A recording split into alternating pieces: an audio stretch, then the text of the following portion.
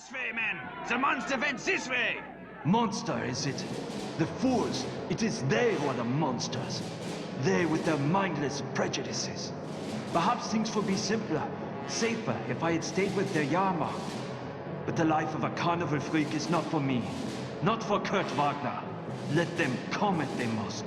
Let them try to kill me. At least if I die, it will be as a man!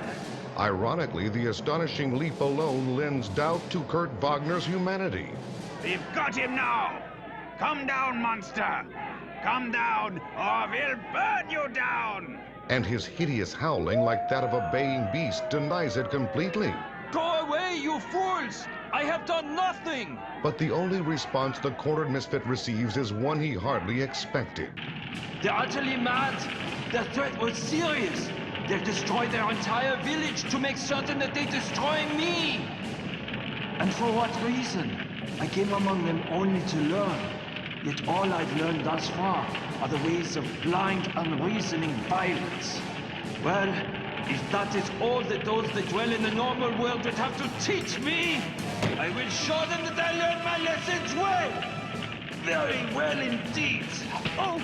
Howling wildly, Kurt Wagner plunges through the thick of the mob until the sheer weight of its numbers carries him down. We have him! We have him! Quickly, bring the stake! Now, monster, we will be rid of you! Now we will... Stop! And remarkably, they do. What? They're not moving. What has happened to them? I happened to them, Kurt Wagner. My name is Charles Xavier. You did this to them? But how? Why? I heard you say you'd come here to learn, my friend. I am a teacher. I run a school for gifted youngsters such as you. A school for mutants. Mutant? Yes. I have heard the word.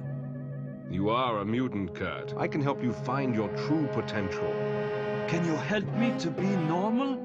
After tonight's misfortune, Kurt, would you truly want to be? Perhaps not. I want only to become a whole Kurt Wagner. If you can make me that, teacher, I will go with you. While on the island's south side... These birds seem determined to prevent us from reaching that strange temple ahead, Sunfire. A remarkable observation, Misfit. You have a positive talent for stating the obvious. Your sarcasm is uncalled for, Sunfire. I begin to think the mutant community is no more hospitable than the human. Eh? That bird! About to rake me with its talons!